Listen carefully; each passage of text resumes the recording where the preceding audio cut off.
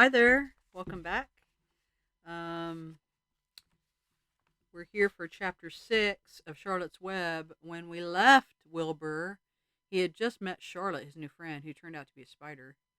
And she had described to him how she catches insects in her web and wraps them up and eats. And he was a little bothered by it, but also understood that she has to eat. So, anyway, that's where we left. Where we left it. Now we are on chapter 6. So here we go. Chapter 6, Summer Days. The early summer days on a farm are the happiest and fairest days of the year. Lilacs bloom and make the air sweet and then fade. Apple blossoms come with the lilacs, and the bees visit around among the apple trees. The days grow warm and soft.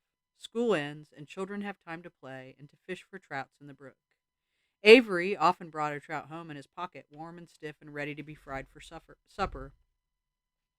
Now that school was over, Fern visited the barn almost every day to sit quietly on her stool.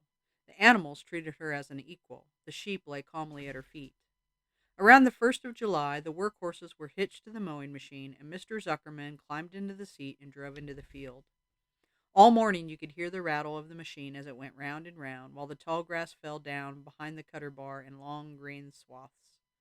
Next day, if there was no thunder shower, all hands would help rake and pitch and load, and the hay would be hauled to the barn in the high hay wagon, with Fern and Avery riding at the top of the load.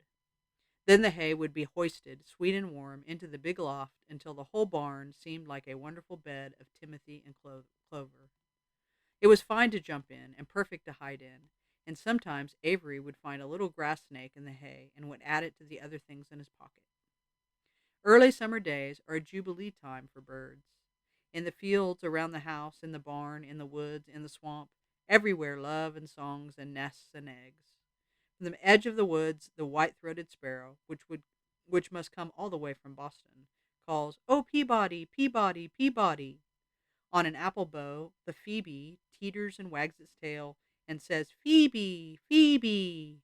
The song sparrow, who knows how brief and lovely life is, says, "Sweet, sweet, sweet interlude, sweet, sweet, sweet interlude."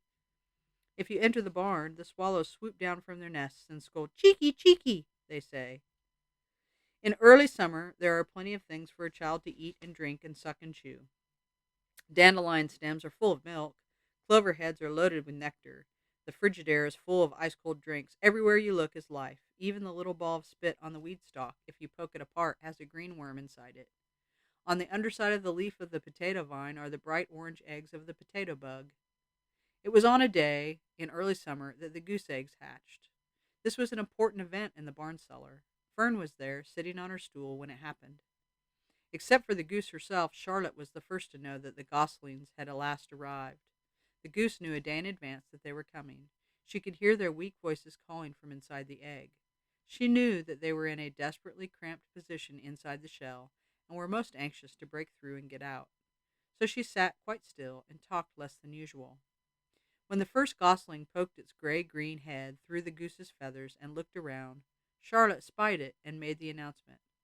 "I am sure," she said, "that every one of us here will be gratified to learn that after 4 weeks of unremitting effort and patience on the part of our friend the goose, she now has something to show for it.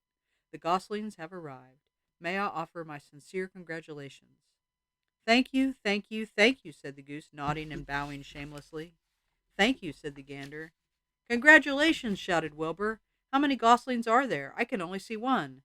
"There are 7," said the goose. "Fine," said Charlotte. 7 is a lucky number. "Luck had nothing to do with this," said the goose. "It was good management and hard work." At this point, Templeton showed his nose from his hiding place under Wilbur's trough. He glanced at Fern, then crept cautiously toward the goose, keeping close to the wall. Everyone watched him, for he was not well liked, not trusted. "Look," he began in his sharp voice, "you say you have 7 goslings. There were 8 eggs. What happened to the other egg? Why didn't it hatch?" "It's a dud, I guess," said the goose. "What are you going to do with it?" continued Templeton, his little, round, beady eyes fixed on the goose. "You can have it," replied the goose. "Roll it away and add it to that nasty collection of yours." Templeton had a habit of picking up unusual objects around the farm and storing them in his home. He saved everything. Certainly, said the gander. You may have the egg, but I'll tell you one thing, Templeton. If I ever catch you oking your ugly nose around our goslings, I'll give you the worst pounding a rat ever took. And the gander opened his strong wings and beat the air with them to show his power. He was strong and brave, but the truth is, both the goose and the gander were worried about Templeton, and with good reason. The rat had no morals, no conscience, no scruples, no consideration, no decency, no milk of rodent kindness, no compunction, no higher feelings, no friendliness, no anything. He would kill a gosling if he could get away with it. The goose knew that. Everybody knew it.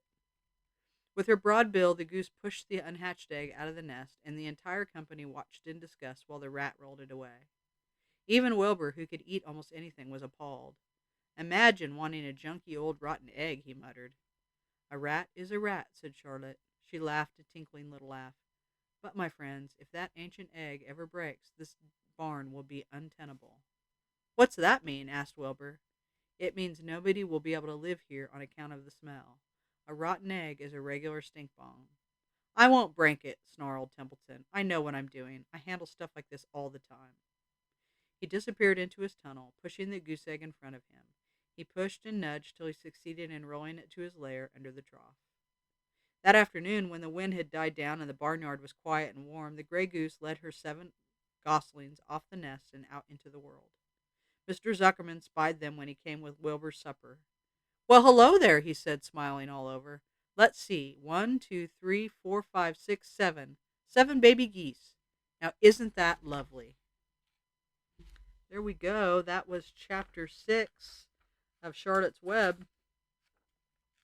Kind of exciting that we have goslings, also known as baby geese. See you next time for chapter 7.